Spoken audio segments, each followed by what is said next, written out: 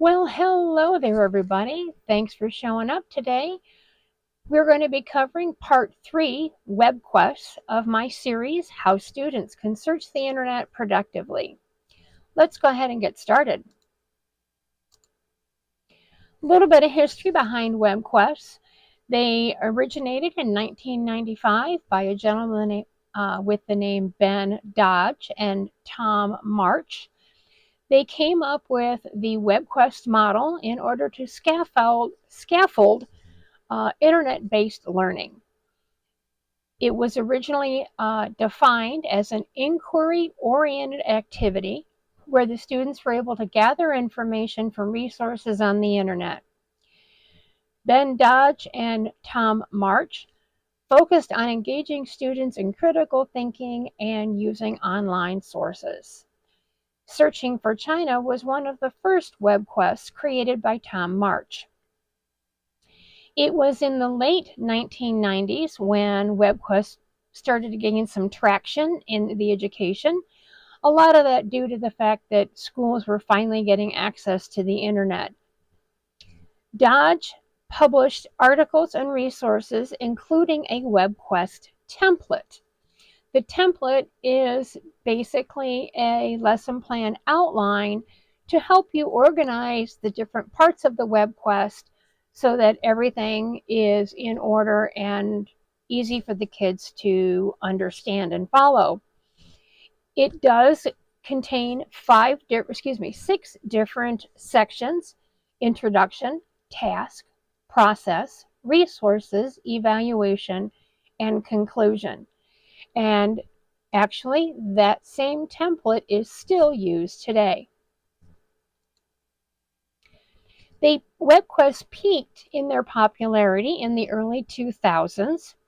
They were used widely in the K-12 education in the US, Canada, and Australia. Platforms, one was called Quest Garden, the other one was Zoonal, were tools for teachers to design their Webquests and share them. Unfortunately, Quest Garden has been retired. Webquests have always been praised for fostering higher order thinking skills coming from Bloom's taxonomy: analysis, synthesis, and evaluation. It was in the early 2010s that Webquests started to get some competition with digital tools. Google Classroom, HyperDocs, and gamified platforms started to take over. So therefore, Webquests started adopting and incorporating multimedia, videos, interactive maps, other apps off of the internet. And they also began to align themselves with state standards, Common Core being one of them. Webquests are still relevant in education today. They focus on inquiry-based and project-based learning. They are actually integrated into HyperDocs and blended learning environments. They work with hybrid and remote learning. And you can still find, one of my favorites, Teacher Pay Teachers. You can find all kinds of resources about Webquests on that website. One thing that I want to show you is the lesson plan template that Ben Dodge came up with.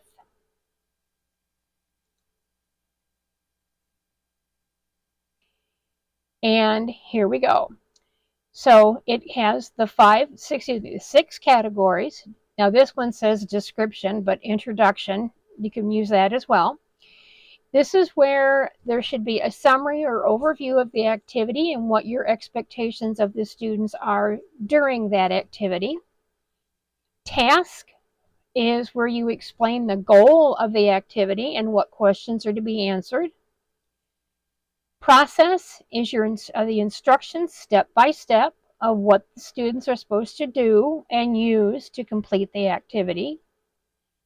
Resources. This is the list of the actual, and notice, teacher-selected resources. And that's key because in a Webquest, with the students being on the internet, it's very, very easy to get off task. And by giving the students the specific websites that you want them to go to do their research, it forces them to stay focused. If they get off task and are searching other places, it's very easy for you to figure that out and to put a stop to it and get them back on task. Conclusion, this is where you summarize what you expect the students to have accomplished during the activity. And the evaluation is how the different steps of the Webquest are going to be evaluated. I have a rubric, which I will share with you in a little bit, that I use to evaluate the groups, the small group activity, and then the students themselves use the same rubric to evaluate themselves.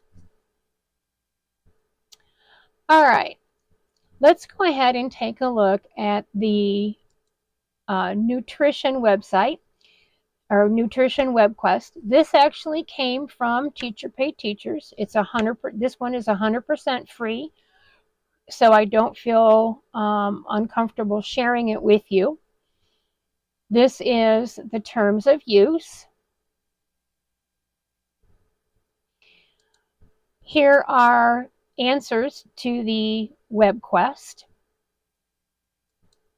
Here's the original, the opening slide. All right, so here is the start of the Webquest.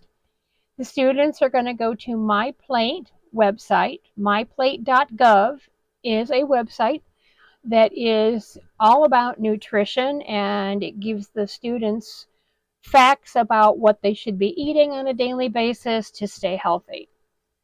Now you'll notice when I opened this up that answers were already here. Well, that's not going to work for you if you're sharing this with your class. So what needs to happen, and I will explain it in detail a little bit later, is you need to force a copy of this document so that when the students open or click on the link, that it'll force a copy so that Johnny has his own copy, Mary has her own copy. And when it opens up, what they can do is say My Plate Webquest, and they would actually type in their name and hit enter, and then that way it's their Webquest, and all of the answers that go in here are going to be theirs, and they're not going to be coming from another student. This teacher, when she created this Webquest, left a space for their answers. And what she decided to do was fill that space with a text box so that when the student comes in, they click on it and then they can put in their answer. So down here, how many servings of fruit should a 35-year-old woman have? And I'm going to say 3. Now you'll notice that the 3 is not inside the box, and that's going to drive me nuts. So all I have to do is make the box a little bit taller, and you'll see that it'll move the number or my answer further into the box to make it look more appropriate. So that's all there is to that. Then we can go on to the different slides. And here are all the different slides that she's got in here. Again, all going back to My Plate website. When they get to a certain spot, if she wants them to go, follow certain links, she's gone ahead and copy and pasted the image of the menu. She's got an arrow pointing exactly to what she wants the kids to click on so that she's got them following specific guidelines.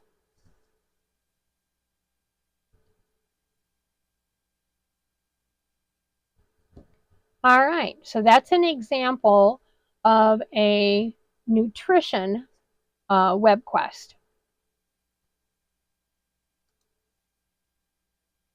What I'd like to do now is take the blank lesson plan template and create one about the Civil War.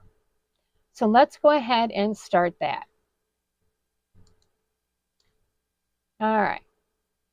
I'm going to take the word template out because this isn't going to be a template anymore. It's going to actually be the Webquest lesson plan. All right. And my title.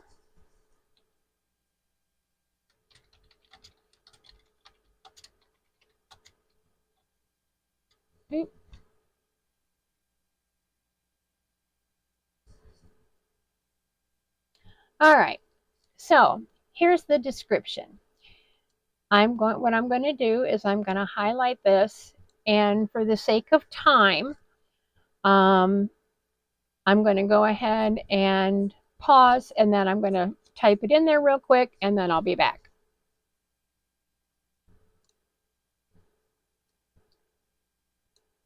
All right. So students will investigate the causes, major events, and consequences of the Civil War, analyze primary and secondary sources, and create a product demonstrating their understanding of its impact on American society. The task, here is where I'm going to explain the goals of the activity and what questions need to be answered.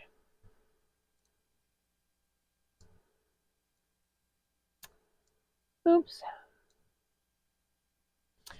All right. It's 1861 and the United States is tearing apart.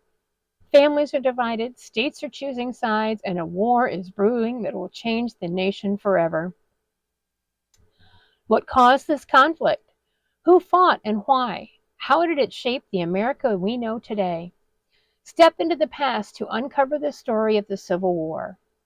You will become historians, exploring the causes, the key events, the outcomes of the Civil War to answer the question, how did the Civil War redefine the United States? Working in small groups of 2 or 3 students, you will investigate one of the 4 perspectives. 1, the causes of the Civil War. 2, key events and battles. 3, life during the Civil War. Or 4, consequences and reconstruction. Your group will create a digital presentation. That means they can use Google Slides, Canva poster, a short video. They can use Prezi, any particular app or program that they're familiar with that they can use to create a digital presentation.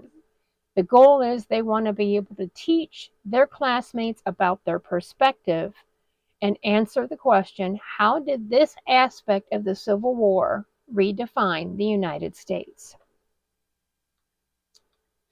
So the process then is where you're going to want to list the instructions step by step so that the students should be able to complete the activity.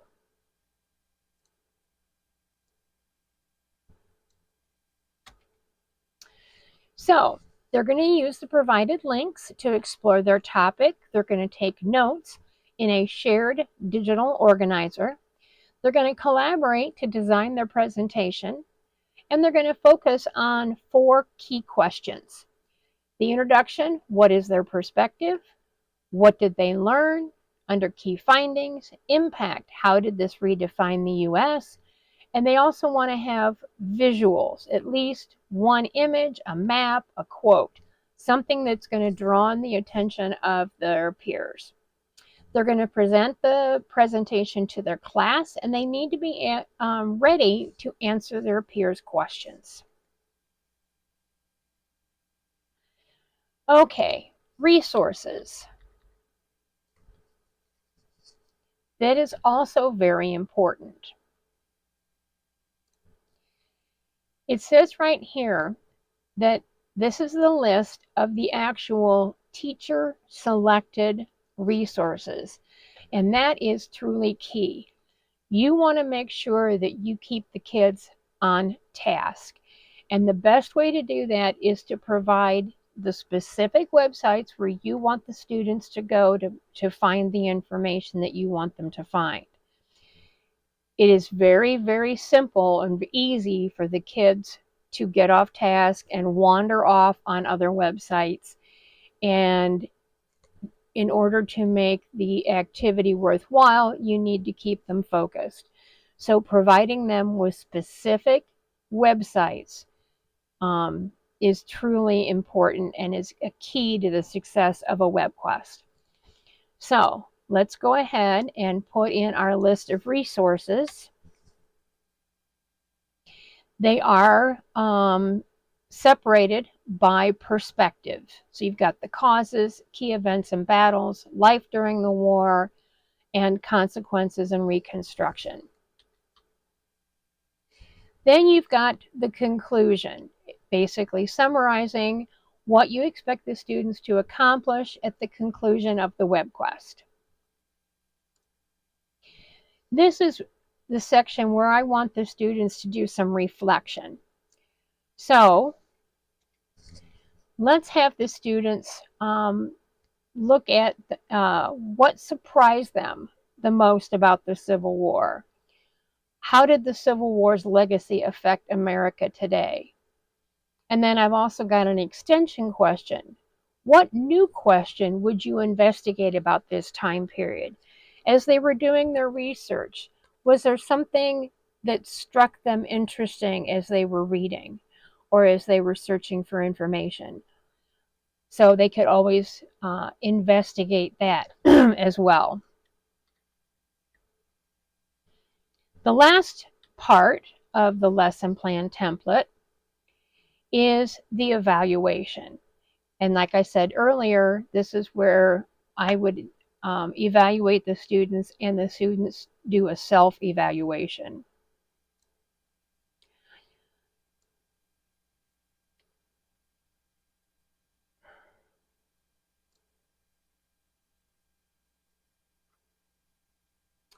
Okay, come on. There we go. So, for the presentation, I expect the students to include at least 3 sources, explain the significance of their perspective, and engage the audience with visuals and clear explanations. And then I use the following rubric. I focus on content accuracy, analysis, presentation, and collaboration. So that is my example of creating a Civil War webcast. Hopefully this will help you kind of get started and give you some structure as to creating a Webquest. All right, Webquest resources. There are all kinds out here. These are 4 very good ones that I have found that I use. Math Goodies, Education World, Teachnology, and my absolute favorite, Teacher Pay Teachers. Earlier, I talked about forcing a copy, and this walks you through the steps to do that. So you've created a Google Doc, which is going to have the instructions and stuff written on it for the students. When you get done, in the upper right-hand corner is a share button, and you're going to click on that. When you do, a little window is going to pop up that's going to say restricted. You click on that, and a little drop-down box will show up. It will have restricted or anyone with the link. So you're going to click on anyone with the link. And when you do, that little down menu box will disappear, and behind it will be a button that says copy link. So you're going to copy it. Then you're going to go to wherever you're posting that link so the students can have access. It might be Google Classroom, it might be your classroom website, it might be a Google Doc. So what you're going to do is you're going to paste that, but then you need to edit that link. So what you're going to do is go to the end of the link, find the word edit. It's from that point to the end, notice this all is highlighted, that you're going to select it and you're going to delete it. You're going to delete all of that text, and in its place, you're going to type the word copy and then save that link. That will force, by changing that, it will force the person when they open up that document to make a copy of it. That way, they're not disrupting the original. Now, another tip, when you're dealing with a long URL, for example, Education World, Teachnology, you don't want to have somebody try to type that all in to a web browser. There's going to most likely be a mistake. So there is something called, whoops, wrong direction, sorry about that, web or shortener, URL shorteners. There are many, many websites out there. These are just 4 of them that I use on a somewhat frequent basis. What you do is you select and copy the really long URL. You go to one of these websites. You then paste the long URL into the designated box on the website on the screen. Then you select the button or press the button that says shorten URL. Once it's shortened, you select it and copy it, and then you go back to your original document that you want it posted on and you paste it. And so what will happen is somebody clicks on that shortened URL, they'll click on it, and it will automatically take them to where you originally wanted them to go. But it's, maybe a dozen characters long, and that's a whole lot easier than something that's 40 characters long. So there's another tip for you. Well, folks, we have reached the end of part 3 on Webquests. Part 4 is on HyperDocs, which is going to be coming out shortly. So please hang in there, and I hope to see you then. Have a great day, and I wish you the best. Bye-bye now.